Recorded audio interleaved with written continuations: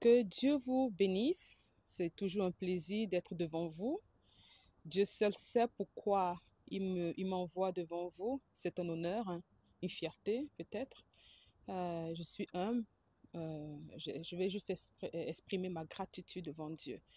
Voilà, je vais aller droit au but. Voilà, nous sommes le 4 août 2025, autour de 8h05. Pourquoi je donne l'heure et pourquoi je donne la date? Parce que c'est important. D'accord? Je dois donner les dates et l'heure. Voilà. Les anges sont témoins et Dieu lui-même peut confirmer sa parole. Alors, quand je dis so, c'est un peu le norvégien. Vous voyez, la dernière fois, ma dernière vidéo, je fais un peu des lapsus. Comme je l'ai dit, je suis française. Je suis du Cameroun, originaire du Cameroun, hein. Aussi, je vis en Norvège, je parle anglais. Donc, du coup, comme on dit en norvégien, vechler, je dois échanger, je dois changer, entre les langues. Souvent, j'oublie, d'accord? Je vous demande d'être très, très, très patient et compréhensif. D'accord? Alors, dans cette vision que le Seigneur m'a donnée aujourd'hui, Dieu est en train de s'adresser à l'Église la compassion. Voilà, dans cette église-là, il y a des gens qui sont conscients de leur sorcellerie, mais il y a aussi ceux qui sont vraiment appelés de Dieu, qui ne savent pas que ces gens sont des occultes et Dieu veut avertir. Mais ce que je suis en train de voir, je suis en train de voir que ces gens-là seront bientôt endeuillés. Je vais être précise dans ce que je dis. Je vais vous donner des précisions. Je vais vous éclairer. Alors, j'ai vu une voiture. Cette voiture était abîmée. On a l'habitude de dire, mon mari et moi, on a l'habitude de dire capote. Ça veut dire abîmée, qui ne peut plus fonctionner, hors service. D'accord? Alors, cette voiture était suspendue. Vous me suivez? La voiture abîmée, hors service, inutile, était suspendu en l'air. Alors le pasteur Tunasi, il essayait de pousser, il avait ses mains comme ça. Vous voyez ce que je veux dire? Et à côté de lui, ça veut dire, à côté de lui, très proche, très appuyé, les gens de son église. Le mot peuple était dans mon cœur. Son peuple. Écoutez, quand on dit le peuple, ça ne veut pas dire le peuple d'une nation, le peuple du Cameroun, le peuple de la France, le peuple des États-Unis, le peuple du Congo. Quand on va à l'église, il y a un peuple. Écoutez, moi, j'étudie la psychologie. Vous savez, il y a un groupe qui représente un certain groupe.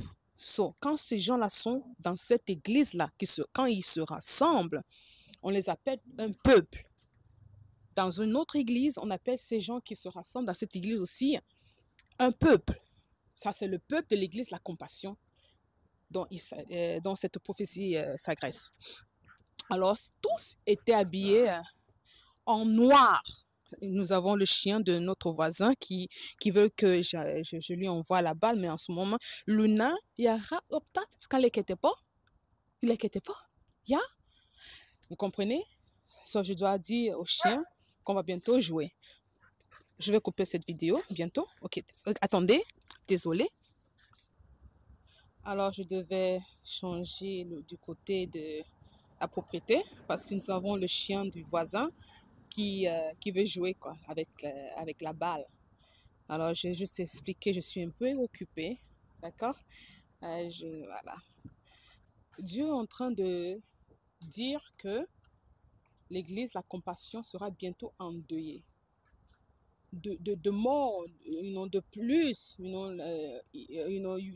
vous essayez de forcer, de l'aider, vous forcez, vous mentez, hein, il y a un délai, vous essayez de le soutenir dans la bêtise, vous êtes en train de le tuer à petit feu. C'est ce que Dieu est en train de dire aujourd'hui, le 4 août 2025. Vous n'êtes pas en train d'aider ce pasteur-là. Vous devez le laisser répondre à la mort de sa femme. La justice, les gens sont en train de lui demander de faire face à la justice.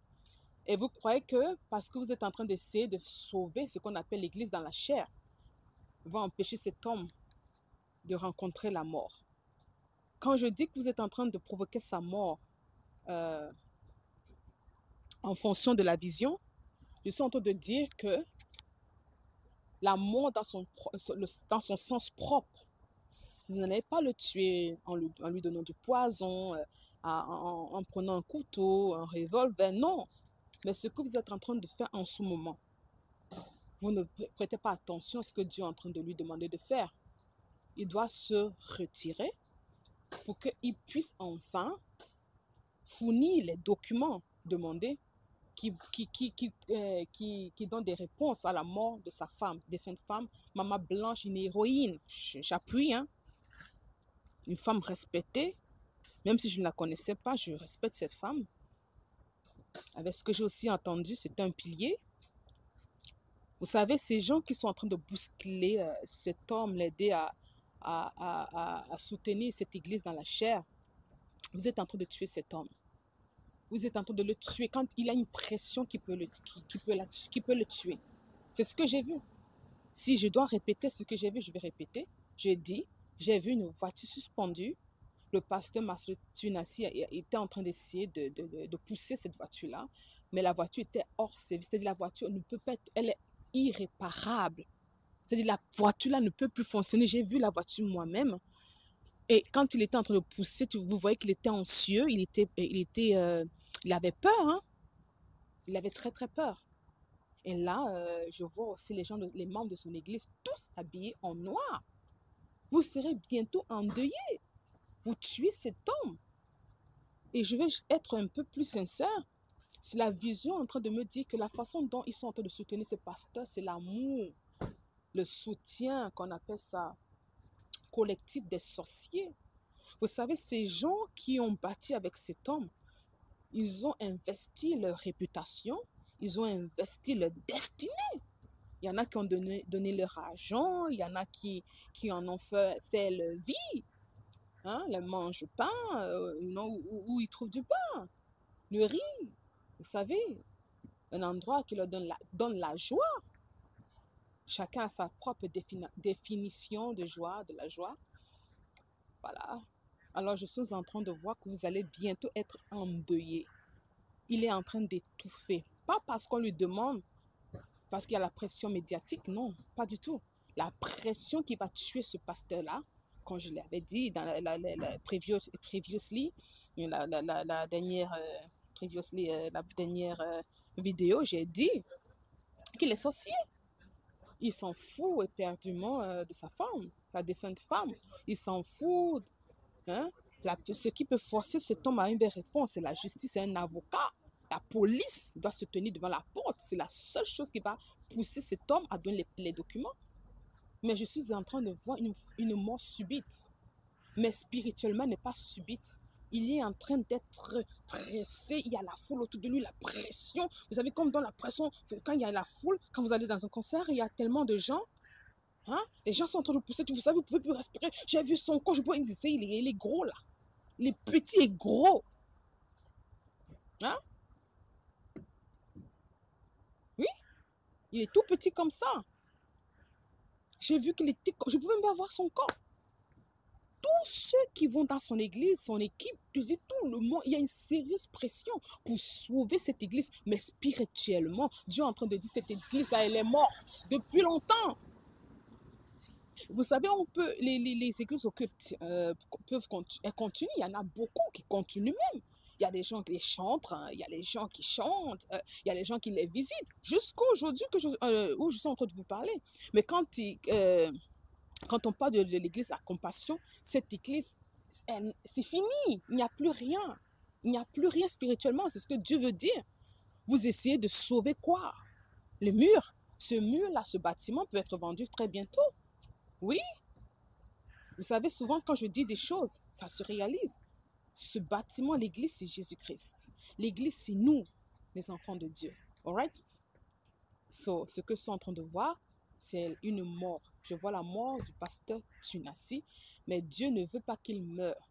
C'est pourquoi j'ai reçu cette vision aujourd'hui. C'est un avertissement assez chrétiens têtus, ces chrétiens rebelles, hein, ces chrétiens qui donnent les mots de tête à Dieu. D'accord? Laissez cet homme se reposer. Laissez cet homme faire face à la justice. Oui, il faut qu'il fasse face à la justice. Il doit dire comment sa femme, non, comment ils ont ôté la vie à cette femme-là. Il n'est pas le seul qui va répondre. Toute personne, qu'on appelle ça, concernée, toute personne impliquée, no matter where you are hiding, they will find you. They will find each and everyone, you know, quelle que soit la personne impliquée, que tu sois au Canada, en Afrique, en Belgique, au Congo, on va vous trouver. Je dis, chaque personne, toute personne qui a son cheveu, son doigt, sa main dans la mort de cette femme va payer. Vous allez tous payer. Et c'est ce que Dieu veut. Je vais bientôt finir. Cette vidéo est très longue. S'il vous plaît, laissez cet homme vivre. Il doit faire face à la justice. Nous devons avoir confiance en la justice. Nous devons faire confiance à la justice au Congo. Vous savez, il y a beaucoup de corruption partout, hein? Mais quand Dieu a sa main dedans, quelque part, il va aller jusqu'au bout. Comme je l'ai dit au début, Dieu est très soigneux. Qu'on appelle this case here, you know, Dieu est en train de mener, Dieu est en train il suit soigneusement cette affaire. Il y aura des réponses, il y aura une victoire du côté de Maman Blanche, hein. Alors que Dieu vous bénisse, on vous aime, restez bénis.